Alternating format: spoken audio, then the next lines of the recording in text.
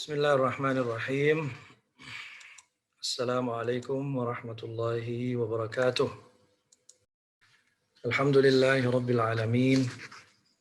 Alhamdulillahilladzi nahmaduhu wa nasta'inuhu wa nastaghfiruh. Wa na'udzu bihi min shururi anfusina wa sayyiati a'malina. Man yahdihillahu fala mudilla lahu wa man yudlil fala hadiya lahu. Asyhadu an la ilaha illallah wahdahu la syarika lahu. Wa asyhadu anna Muhammadan abduhu wa rasuluhu la nabiyya ba'dah.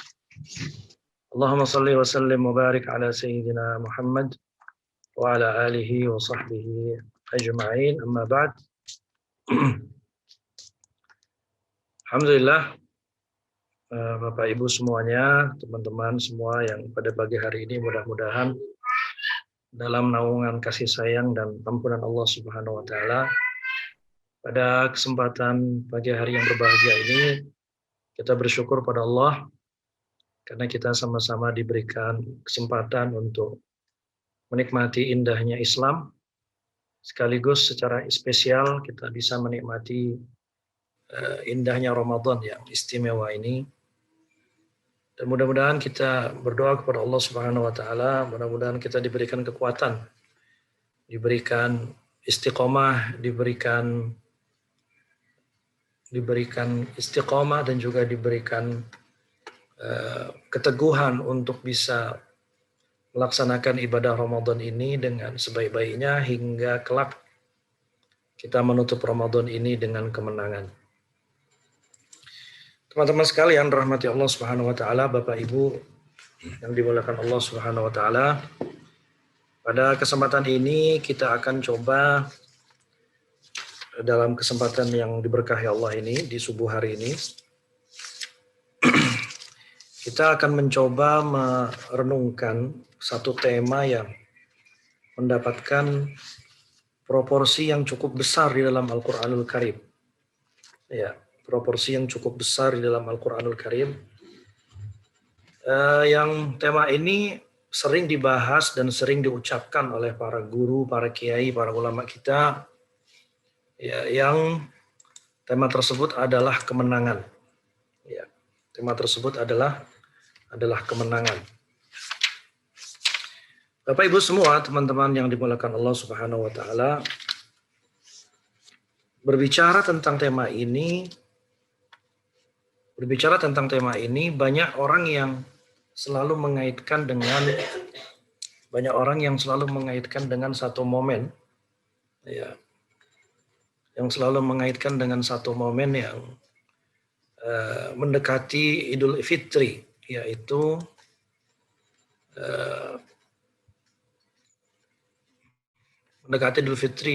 di mana kita ketika memasuki tanggal 1 Syawal atau mendekati momen Idul Fitri, kita saling bermaaf-maafan, kemudian saling menyampaikan ucapan selamat menyambut kemenangan atau minal aidin wal faizin, yang artinya kurang lebih mudah-mudahan kita dijadikan Allah bagian dari orang-orang yang kembali dan orang-orang yang mendapatkan kemenangan dari Allah Subhanahu wa taala. Jadi istilah faizin itu diartikan dengan istilah orang-orang yang menang atau orang-orang yang mendapatkan kemenangan dari Allah Subhanahu wa taala. Bapak Ibu semua, teman-teman yang dimuliakan Allah Subhanahu wa taala, pembahasan kemenangan ini tidak bisa dikaitkan dengan semata-mata kebiasaan yang berlaku dalam tradisi menjelang Idul Fitri saja. Kita harus mencoba mencari bagaimana sebenarnya Allah Subhanahu wa taala itu mendefinisikan istilah kemenangan di dalam kitabnya, maupun bagaimana Rasulullah SAW mendefinisikan kemenangan dalam sunnahnya. Nah, pada kesempatan yang singkat ini karena temanya kultum, saya nggak akan panjang-panjang karena istilah kemenangan ini sangat banyak isinya dalam Quran, dan kalau dibahas bisa menjadi satu buku sendiri. Ya. Saya akan mencoba mengutip satu atau dua ayat saja di dalam Al-Quranul Karim yang bisa memberikan perspektif, memberikan pandangan kepada kita dalam memaknai kemenangan di hadapan Allah Subhanahu wa taala, sebenarnya kemenangan yang hakiki itu seperti apa. Teman-teman semua yang dimuliakan Allah Subhanahu wa taala, teman-teman semua yang dimuliakan Allah Subhanahu wa taala, Bapak Ibu semua yang dimuliakan Allah. Sebelum saya lebih lanjut, kenapa kita memulai dengan saya mengajak untuk melihat bagaimana Allah dan Rasul-Nya mendefinisikan istilah kemenangan itu. Ini adalah sebenarnya kebiasaan yang harus kita biasakan setiap kali kita mendapatkan atau menerima istilah-istilah yang populer.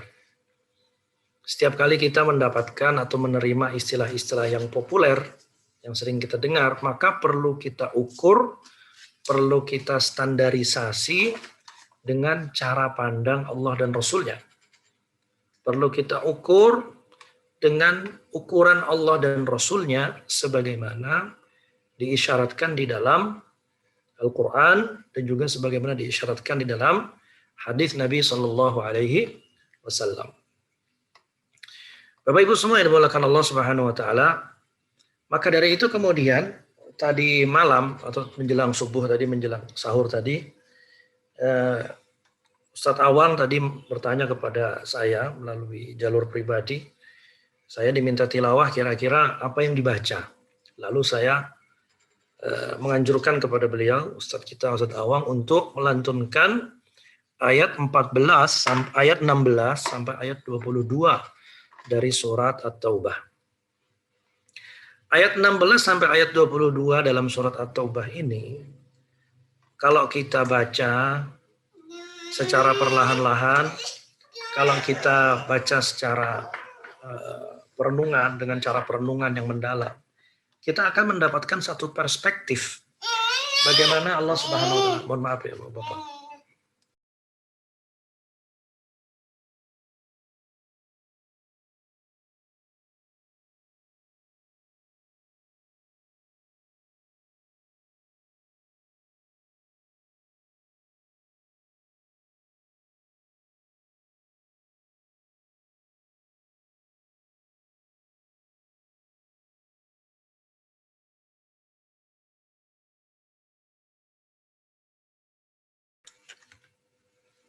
Jadi kalau kita renungkan ayat-ayat dari ayat 16 sampai ayat 22 dari surat At-Taubah ini memberikan perspektif kepada kita bagaimana Allah Subhanahu wa taala itu memberikan definisi yang diistilahkan dengan kemenangan. Sebelum lebih lanjut, saya mohon maaf, saya belum menyiapkan materi secara khusus, tapi mungkin ini bisa jadi beberapa panduan ya. Beberapa panduan. Sebentar ya.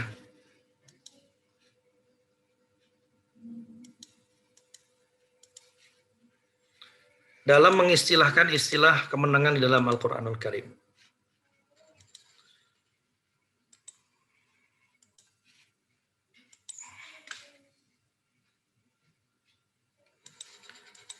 Ya, tema ini saya belum tuntas menyiapkannya secara materi karena waktu yang sangat terbatas.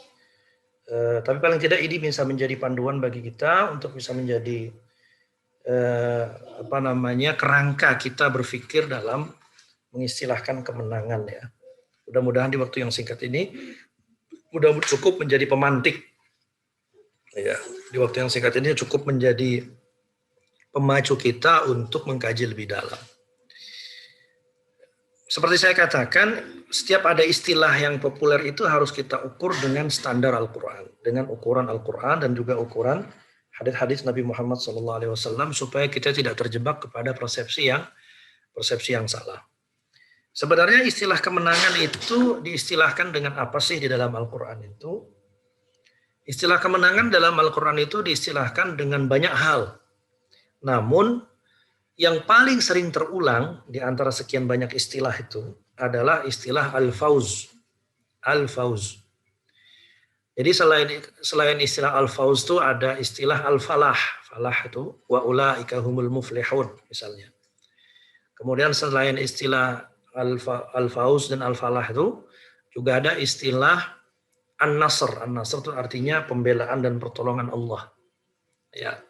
Jadi ini istilah-istilah yang digunakan Allah Subhanahu wa taala untuk menggambarkan situasi yang membuat hati orang-orang beriman itu gembira. Kenapa gembira? Karena mereka mendapatkan apa yang diinginkan berupa kemenangan secara materi terhadap musuh-musuhnya, yaitu kemenangan di peperangan, atau mendapatkan apa yang diinginkan berupa kemenangan Islam, yaitu tegaknya kalimat Allah Subhanahu wa taala di atas muka bumi ini, atau bisa juga mendapatkan apa yang diinginkan berupa ampunan Allah Subhanahu wa taala dan dilindungi dari berbagai macam azab dan siksa dari Allah Subhanahu wa taala. Jadi ini istilah-istilah yang digunakan Allah Subhanahu wa taala untuk mendefinisikan kata kemenangan itu. Jadi Al-Qur'an itu dalam bahasa Arab itu sangat luas sekali, kosakatanya sangat kaya. Ya, kosakatanya sangat kaya. Ya. Dan karena kosakatanya sangat kaya, seringkali kosakata dalam bahasa Indonesia itu tidak bisa merepresentasikan atau tidak bisa mewakili istilah-istilah yang Allah gunakan dalam Al-Quran itu sendiri. Ya. Maka dari sekian banyak istilah-istilah yang ada dalam Al-Quran ini, saya ingin mengkhususkan pada istilah al-fauz, karena istilah inilah yang sering terulang ketika kita menjelang memasuki Idul Fitri, di mana kita sering mengucapkan minal aidina wal faizin. Ya, faizin itu dari kata al-fauz. Semoga Allah menjadikan kita orang-orang yang kembali, itu dari kata aidin. Jadi kalau bacanya yang benar itu bukan aidin, tapi aidin. Ain, alif, hamzah, dal, ya, nun. Aidin. Dari kata audah. Artinya orang-orang yang kembali. Ya. Juga faizin, bukan faizin. Ya, saya sering mendengar kita lidahnya ini. Minal aidin wal faizin. Ya, padahal yang benar minal aidin wal faizin. Ya, faizin maksudnya fa, kemudian alif dan hamzah, zai, ya dan nun. Dari kata al-fauz, orang-orang yang menang. Nah, istilah al-fauz sendiri dalam Al-Quran itu terulang dalam berbagai macam konteks. Ada banyak istilah al-fauz dalam Al-Quran itu. Ya. Dan kurang lebih ada 16 kali istilah al-fauz itu dalam Al-Quran. Ya. Istilah kata-kata al-fauz itu semuanya terulang kurang lebih 16 kali. Yang paling banyak terulang adalah kata-kata al-fauzul azim. Ya, kata-kata al-fauzul azim yang berarti kemenangan yang sangat agung, kemenangan yang sangat besar. Kemudian ada istilah al-fauzul mubin, kemenangan yang nyata. Ini cuma terulang 2 kali. Kemudian yang hanya terulang hanya tercantum 1 kali itu al-fauzul kabir. Al-fauzu al-kabir. Ya, al-fauzul kabir. Kemenangan yang besar. Jadi yang paling banyak itu al-fauzul azim terulang 13 kali. Kemudian yang kedua al-fauzul mubin terulang 2 kali dan al-fauzul kabir terulang 1 kali. Bapak Ibu sekalian rahmati Allah.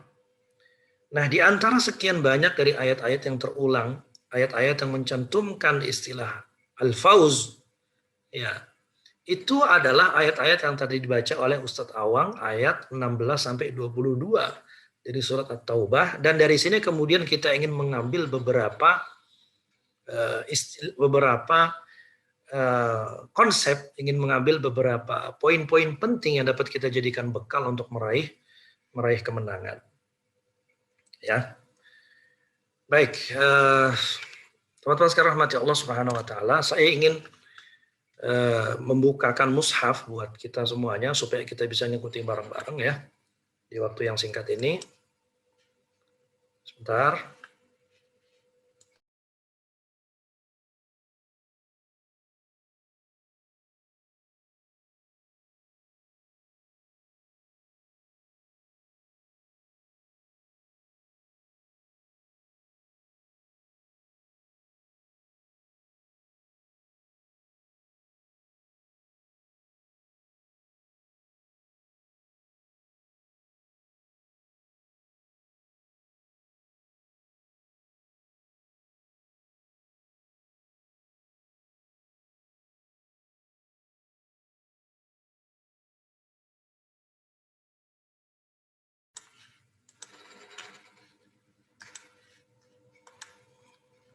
Baik, di hadapan kita,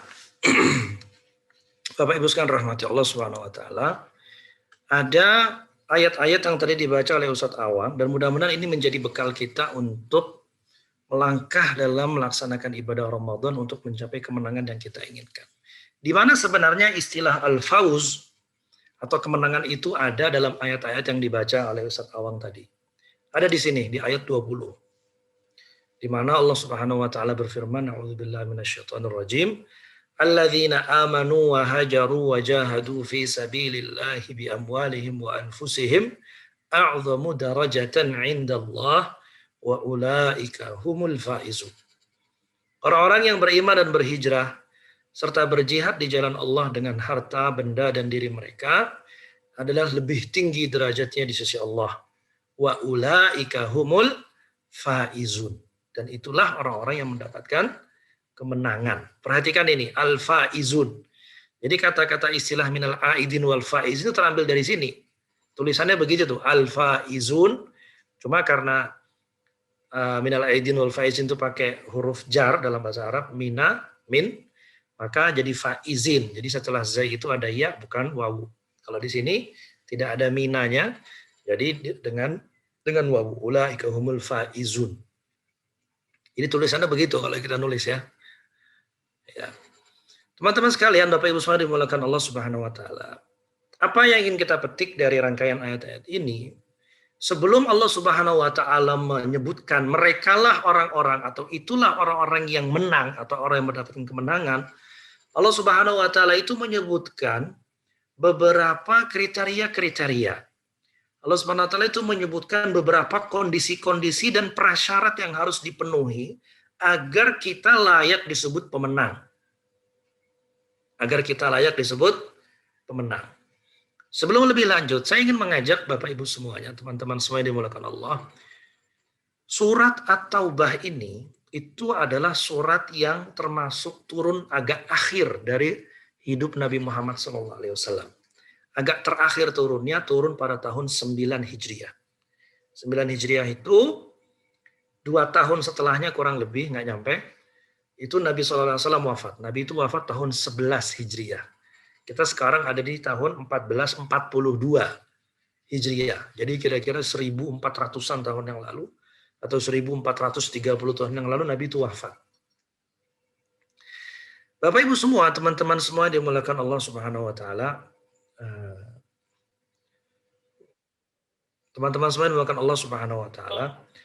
Saya hadirkan, kita hadirkan konteks surat At-Taubah ini untuk menghadirkan bahwa surat At-Taubah itu turun saat Rasulullah SAW menjelang berangkat ke perang Tabuk.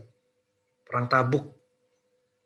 Tahu perang Tabuk? Perang Tabuk itu kalau di peta itu kira-kira kalau dari Madinah tuh hampir 1000 kilo, jauh sekali. Tabuk itu udah perbatasan antara negara Arab Saudi dengan negara Yordan. Jauh sekali. Tabuk ini kalau zaman sekarang masih masuk wilayah Saudi tapi perbatasan, dan kalau musim dingin itu turun salju. Ya mungkin teman-teman semua beberapa tahun terakhir ngelihat di medsos turun salju di Arab Saudi. Itu mau udah dari dulu ya, udah dari dulu, bukan cuma sekarang aja tanda-tanda kiamat kan. Jadi banyak hoaxnya itu. Dari dulu udah banyak salju di Saudi itu. Jadi Tabuk itu Rasulullah SAW berangkat ya dengan para sahabatnya di tahun 9 Hijriah saat lagi musim paceklik, saat musim panas, nggak ada makanan yang cukup, nggak ada bekal yang cukup. Tapi Allah Subhanahu wa taala memerintahkan Nabi dan orang-orang beriman untuk berangkat perang Tabuk melawan orang-orang Romawi. Melawan orang-orang Romawi. Ya. Bayangkan orang-orang Romawi itu jumlahnya besar, mereka peradaban yang kuat saat itu, persenjataannya lengkap, dan mereka adalah salah satu kekuatan dunia yang diperhitungkan. Nah ini Nabi Muhammad SAW para sahabatnya diperintahkan untuk berangkat dengan jumlah yang pas-pasan, bekal yang tidak cukup, ya bahkan sebagian sahabat itu tidak bisa berangkat karena tidak punya bekal, tidak punya senjata, tidak punya tunggangan, tidak punya bekal. Tapi Allah SWT perintahkan mereka untuk berangkat ke sana. Makanya perang ini disebut dengan Ghazwatul Usrah, perang yang dilaksanakan dalam keadaan sangat-sangat sulit. Bahkan dalam sirah itu diceritakan bahwa Nabi dan para sahabatnya berbagi satu buah butir kurma itu dibagi ke beberapa orang. Ya, saking sulitnya situasi.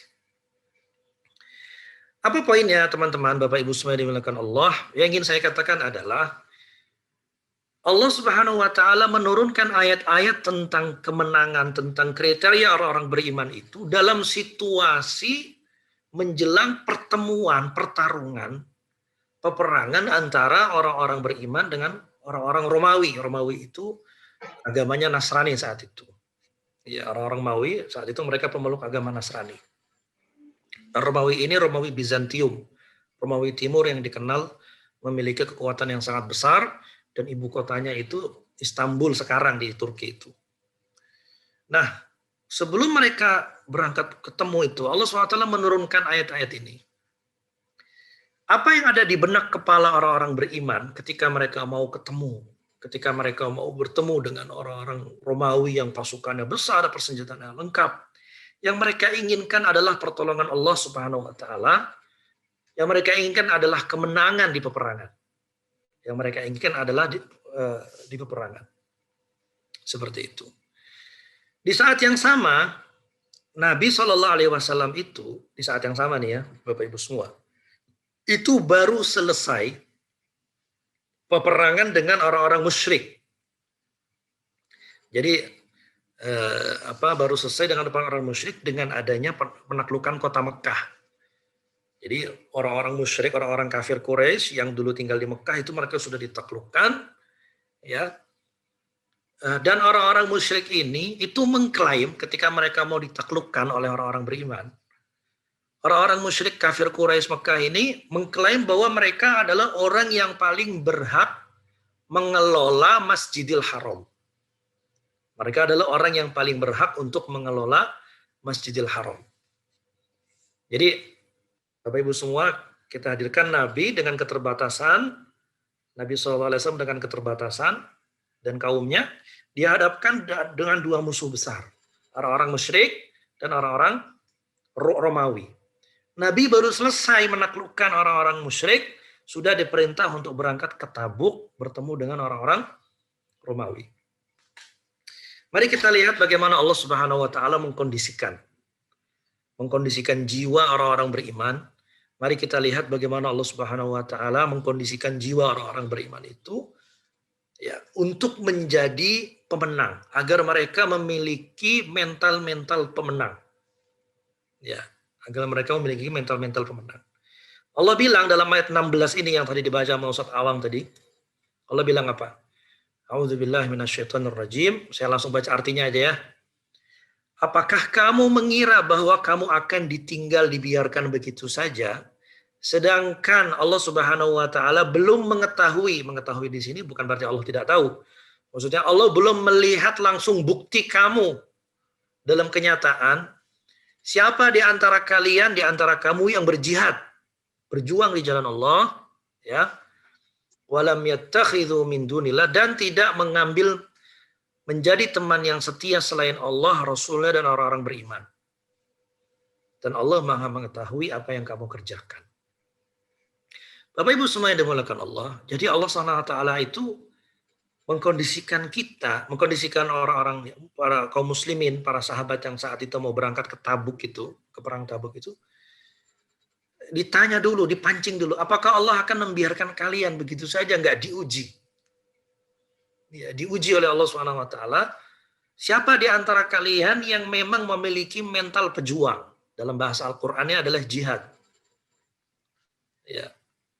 Siapa di antara kalian memiliki mental jihad, mental pejuang, ya, dan tidak mengambil kesetiaan atau teman setia, pertolongan kecuali dengan Allah, Rasulnya, dan orang-orang beriman. Nah, kemudian pada ayat berikutnya Allah Subhanahu wa taala bilang, tidak pantas orang-orang musyrik itu memakmurkan masjid-masjid Allah sedang mereka mengakui bahwa mereka sendiri kafir. Ya, ini membantah klaim Orang-orang kafir Quraisy yang bilang bahwa mereka adalah orang yang paling berhak untuk mengelola Masjidil Haram. Ya, untuk mengelola Masjidil Haram. Mereka menyangka, oh kami kan asli penduduk sini. Kalian nih orang-orang Madinah nih yang datang menaklukkan Mekah, ya tidak berhak gitu. Mereka mengklaim begitu.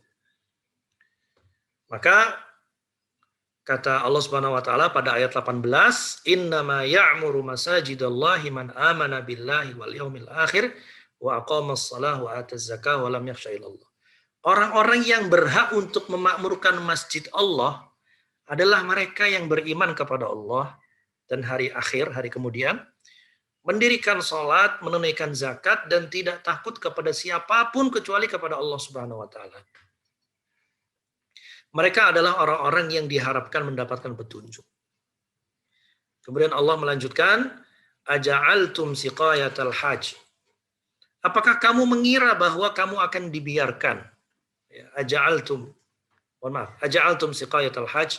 Apakah orang-orang yang memberi minuman, orang-orang yang mengerjakan haji dan mengurus Masjidil Haram itu, kamu samakan dengan orang-orang yang beriman kepada Allah dan hari kemudian, serta berjihad di jalan Allah. Jadi, ini juga bantahan terhadap orang-orang musyrik yang mengklaim, kami ini asli orang lokal. Orang-orang kafir Quraisy itu bilang, kami ini asli orang lokal. Orang-orang lokal yang maksudnya asli orang sinilah kalau bahasa kita sekarang. Asli orang kampung sini. Ya, asli orang kampung sini mengklaim, kami yang paling ngerti tentang daerah sini, dan kami sudah berjasa. Kami sudah berjasa untuk Masjidil Haram. Kami melayani orang-orang haji, kami mengurus masjid.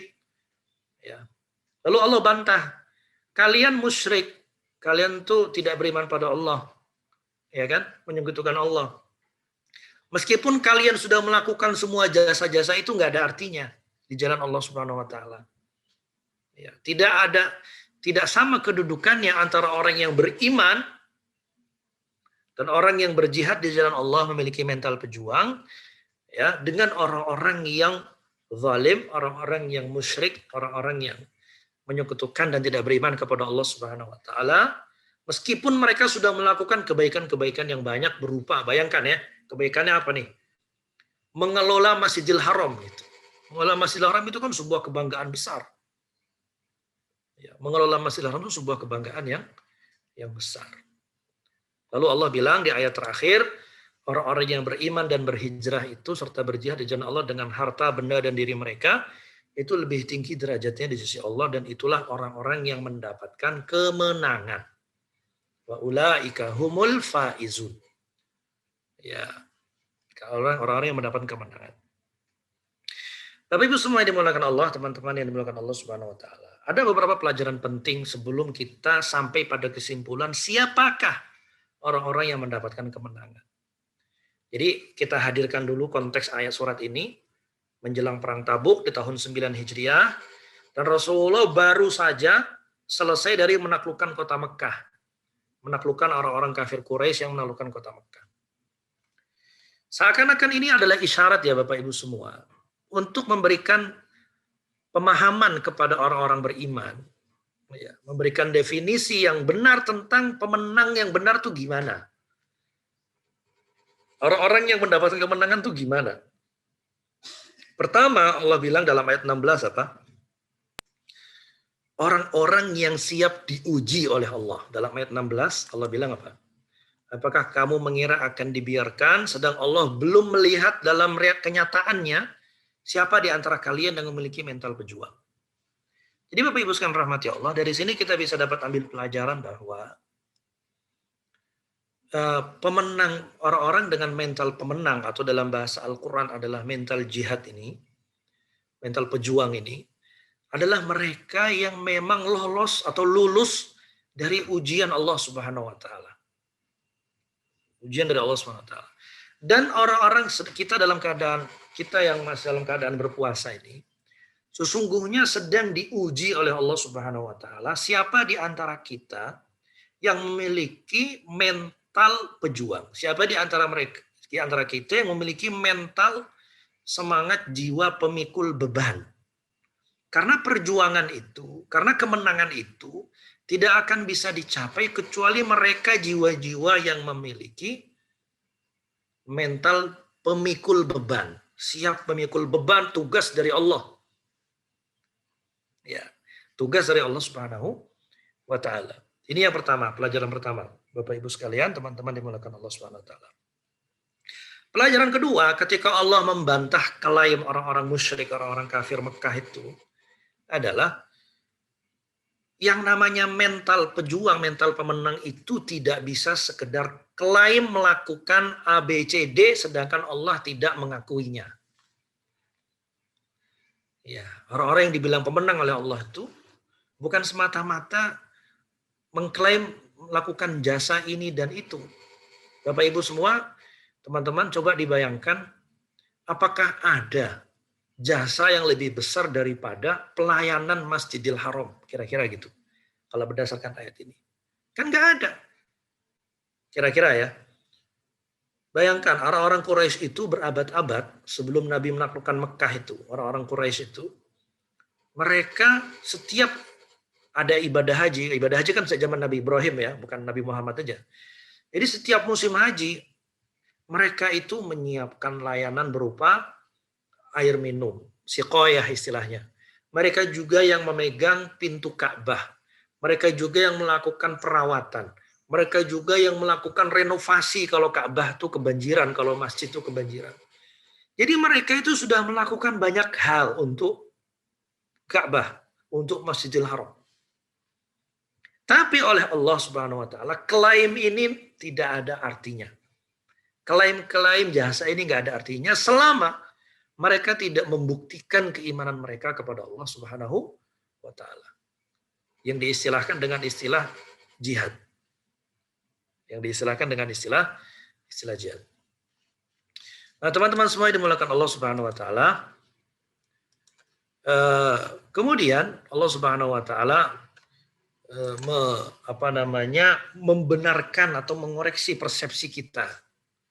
Kita ini jangan nyamain antara orang yang beriman, beramal soleh, bertakwa kepada Allah, dengan semata-mata mengklaim melakukan pelayanan fisik. Lakukan pelayanan fisik.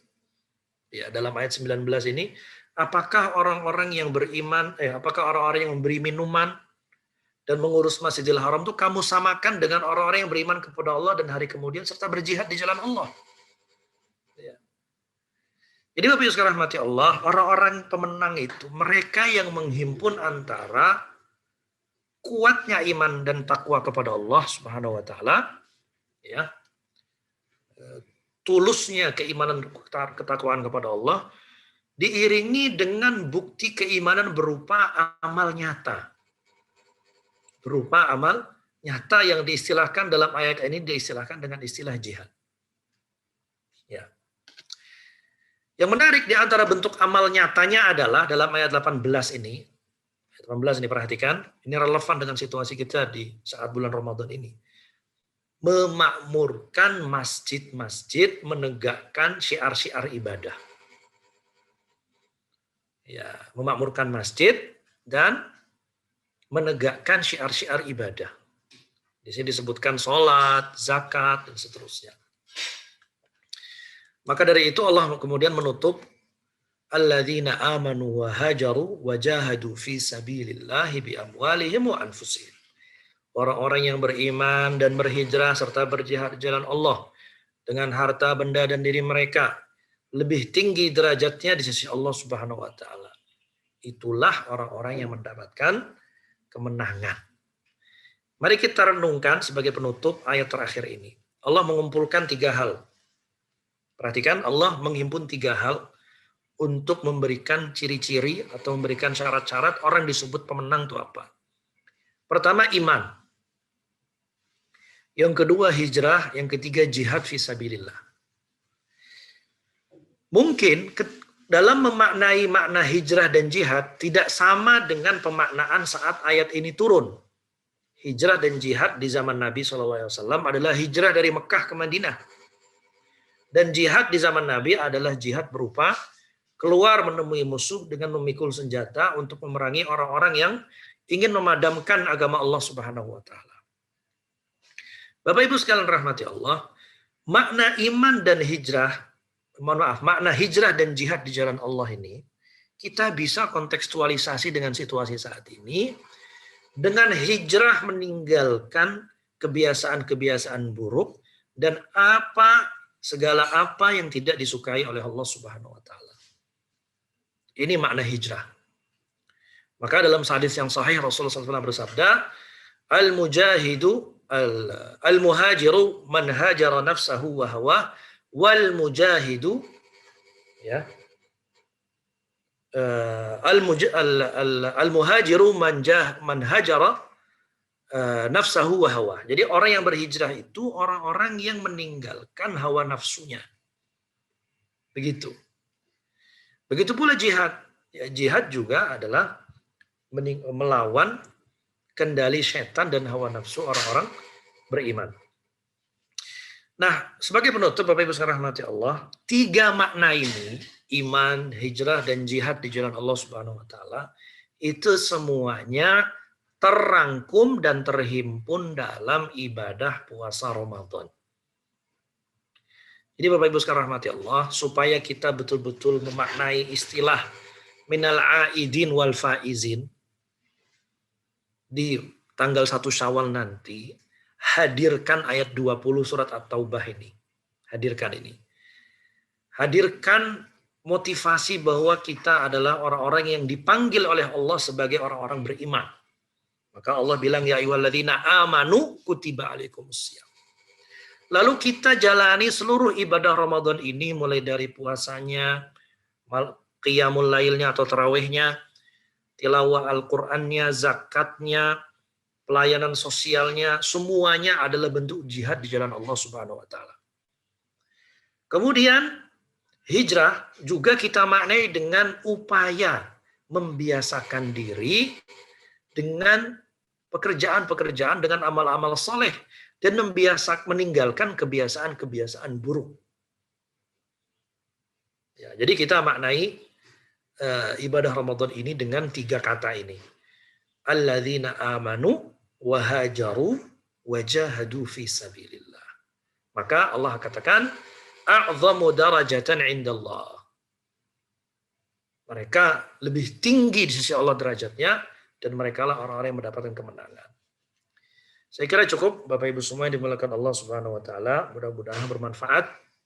Mari kita selalu hadirkan mental-mental pemenang dalam seluruh aktivitas ibadah Ramadan kita, agar kita memang betul-betul layak disebut dengan wa ulaika humul faizun.